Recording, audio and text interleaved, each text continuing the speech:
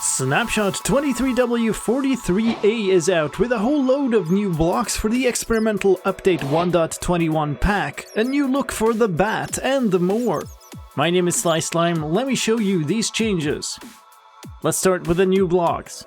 New variants of Tuff blocks and a whole new set of copper blocks have been added.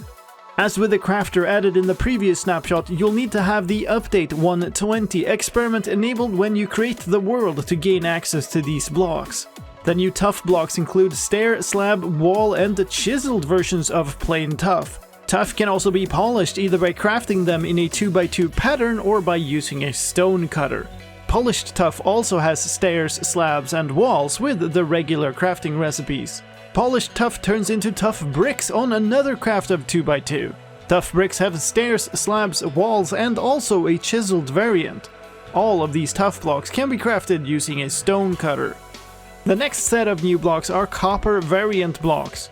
All of these blocks of course exist in all 4 stages of oxidization, and all of them can also be waxed to halt that process, scraped to let the process continue, or scraped again to deoxidize.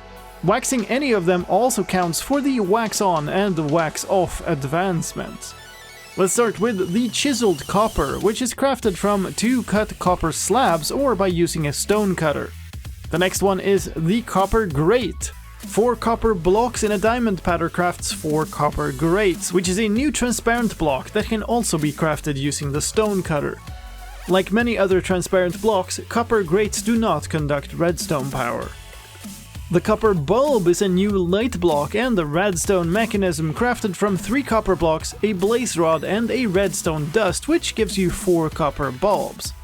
The bulb is a redstone sensitive lamp, but instead of needing power to be lit like a redstone lamp, the bulb switches state when it receives a redstone signal. This makes it a very compact T flip-flop, albeit one that causes light changes. When used for lighting, the different levels of oxidizations have different light levels. Pure copper starts with a light level of 15 like other full block light sources. This reduces to 12 for exposed, 8 for weathered, and 4 for oxidized copper bulbs. Scraping the bulb with an axe while it is lit makes it brighten immediately. A comparator reading a copper bulb will output a maximum signal strength for a lit bulb and no power for an unlit bulb. There are also new doors and trapdoors made of copper. Contrary to iron doors and trapdoors, these are made of full copper blocks. Despite being made of metal, they also function more like wooden doors and can be opened and closed without needing redstone power. Right-clicking them with an axe or honeycomb also defaults to opening or closing them. You'll need to hold shift to use the scraping or waxing function. Those were all the new blocks, but before we move on to other things, let's also look at some updates to the crafter introduced in last week's snapshot. The crafter has an updated texture in the snapshot, which also fixes some bugs in its look. A bug where the comparator output for crafters sometimes didn't update has been fixed, and using hotkeys when hovering over a crafter's slot now properly moves items there, and right-clicking no longer toggles slots, you have to left-click on them to toggle. Trying to place an item into the output slot of a crafter no longer deletes the item. That's it for the experimental 1.21 items, but there's more to talk about yet. Before we get into this spooky theme of bats, let me tell you that these videos take a huge amount of time to make, so if you like them, please hit the like button. It really does help me out, so thank you. Let's talk about mobs. The bat has gotten a remake. Bats now have a new model, a new texture, and new animations. None of the other gameplay properties of the bat have changed, so their hitbox is still the same size, their behavior is still the same, and they still don't drop anything when killed. In gameplay news, arrow projectiles now have information about their item form, which means that named arrows retain their name when shot and picked back up again. In Realms news, a bug has been fixed that made the game take a very long time to process leaving realms or accepting or declining an invitation. In addition, some user interface bugs have been fixed inside the Realms menus, like the operator buttons intersecting the scroll bar within the player list, as well as some grammar and text fixes. Speaking of grammar and text fixes, more of them have been done in the new level recovery screen, and some user interface tweaks have been made to the telemetry data collection screen, with the opt-in button now turned into a checkbox, and the list of events now always showing all the events, with optional ones marked as disabled when not opted in. Let's move on to sound news, where we have one change to the game itself.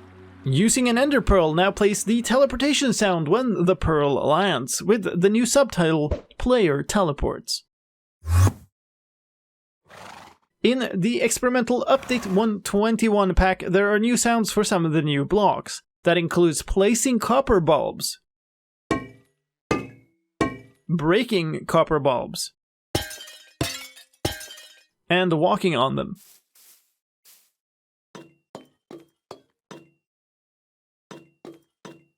Toggling them on and off.